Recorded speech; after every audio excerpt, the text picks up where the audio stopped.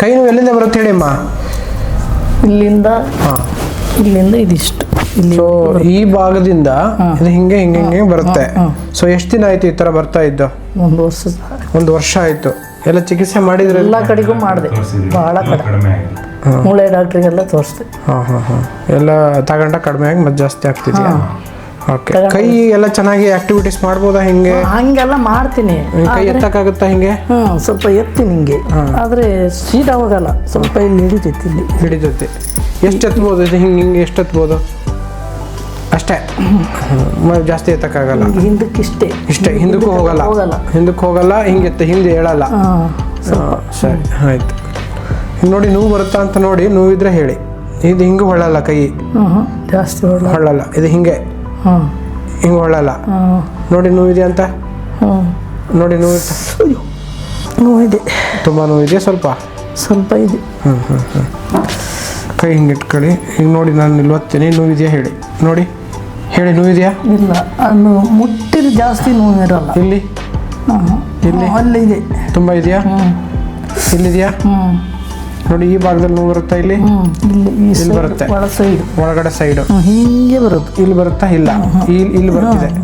ಸರಿ ಆಯ್ತು. ಕೈ ದಪ್ಪ ಆಗಿದೆ. ಉರಿ ಬರುತ್ತಾ ಏನಾದರೂ ಕೈ? ಉರಿ ಚುಳು ಅನ್ನೋದು ಯಾವಾಗ? ಉರಿ. ಆ ಕೈ ನೋವು ಇಲ್ಲ? ಇಲ್ಲ. ನೋಡಿ, ನಾವು ಇದಕ್ಕೆ ಆಯುರ್ವೇದದಲ್ಲಿ ವಿಶ್ವಾಚಿ ಅಂತ ಕರಿತೀವಿ. ಅಂದರೆ ರಕ್ತ ಪ್ರಧಾನವಾಗಿರ್ತಕ್ಕಂಥ ಒಂದು ಕಂಡೀಷನ್ ಇದು. ನಿಮ್ಮ ಬಾಡಿನ ಹೀಟ್ ಇದೆ ನೋಡಿ. ಸೊ ಏನಾಗುತ್ತೆ ಅಂತಂದರೆ, ರಕ್ತ ಪ್ರಧಾನ ಇದ್ದಾಗ ಈ ಥರ ಉರಿ, ದಾಹ, ಸಂಕಟ, ನೋವು, ಒಂಥರ ಚುಟು ಅಂದಂಗೆ, ರಾತ್ರಿ ಮಲ್ಗಕ್ಕೆ ಬಿಡಲ್ಲ, ಒಂಥರ ಮಲ್ಗಂಗಿಲ್ಲ. ಈಗ ಅದಕ್ಕೇನಾದರೂ ಇರಿಟೇಟ್ ಆದರೆ ಮುಗೀತು, ಎಚ್ಚರ ಮಾಡಿ ನಿಮ್ಮನ್ನು ಕೂರಿಸ್ತತ್ತು ಅಲ್ವಾ? ಎಷ್ಟೋ ರಾತ್ರಿ ಹಂಗೆ ಎಚ್ಚರ ಮಾಡಿಸಿಲ್ಲ, ಎದ್ದು ಓಡಾಡ್ತಾ ಇರ್ತೀನಿ, ಅಷ್ಟು ನೋವು ಕೊಡುತ್ತೆ. ಅದಕ್ಕೆ ಸೊಲ್ಯೂಷನ್ ಕೊಟ್ಟರೆ ಖುಷಿ ಆಗುತ್ತಾ? ಸೊಲ್ಯೂಷನ್ ಅಂದರೆ ಈಗ ಹುಷಾರು ಮಾಡಿದ್ರೆ ನೀವು ಖುಷಿ ಆಗುತ್ತಾ? ಆಯ್ತು, ಪ್ರಯತ್ನ ಮಾಡೋಣ. ಧನ್ವಂತರಿ ಕೃಪೆ. ಈಗ ನಿಮಗೆ ಸರಿ ಮಾಡ್ಕೊಡೋಕೆ ವ್ಯವಸ್ಥೆ ಮಾಡ್ಕೊಳ್ಳೋಣ. ಇರಲಿ, ಸಾಕು. ನೀವು ಈಗ ಕಡಿಮೆ ಆಗುತ್ತಮ್ಮ.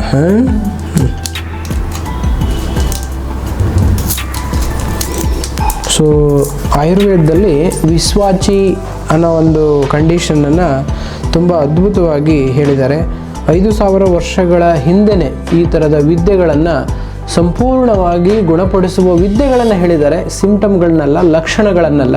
ಹಾಗಾಗಿ ಆಯುರ್ವೇದ ಯಾಕೆ ಪ್ರಧಾನ ಮತ್ತು ಸುಪ್ರೀಂ ಹಂತದಲ್ಲಿ ಇದು ಚಿಕಿತ್ಸೆಯನ್ನು ಮಾಡಬಹುದು, ರೋಗಿಗಳ ಒಂದು ಪ್ರೀತಿಯನ್ನು ಗೆಲ್ಬೋದು ಮತ್ತು ಅವರ ಮನಸ್ಸನ್ನು ಆಯುರ್ವೇದದ ಕಡೆಗೆ ಅದು ವಾಲುವಂತೆ ಮಾಡ್ಬೋದು ಅನ್ನೋದಾದರೆ ಅದರಲ್ಲಿರ್ತಕ್ಕಂಥ ಅದರ ಶಕ್ತಿ ಮತ್ತು ಫಲಿತಾಂಶದ ಗುಣಗಳು ನೋಡಿ. ಈಗ ನಾನು ಈ ಚಿಕಿತ್ಸೆ ಮಾಡ್ತಿದ್ದೀನಿ, ಮಾಡಿದ ಮರುಕ್ಷಣವೇ ಅವರಿಗೆ ನೋವು ಕಡಿಮೆ ಆಗಿರುತ್ತೆ. ಅಂಥ ಅದ್ಭುತವಾಗಿರ್ತಕ್ಕಂಥ ಚಿಕಿತ್ಸೆಗಳನ್ನು ನಮ್ಮಲ್ಲಿ ತಿಳಿಸಿದ್ದಾರೆ.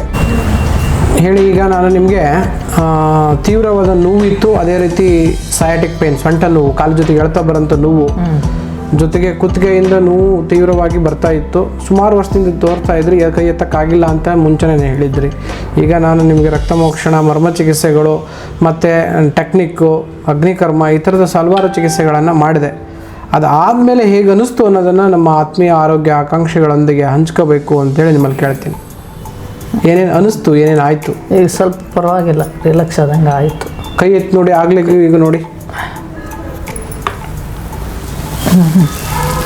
ಈಗ ಇಷ್ಟು ಎತ್ಬೋದಲ್ಲ? ಕೈ ನಡ್ಗದು ಹಿಂಗೆ, ಅವಾಗ ಹಿಂಗೆ ನಡುತ್ತಿತ್ತಲ್ಲ, ಬಲಾನೇ ಇರ್ತಾ ಇರಲಿಲ್ಲ.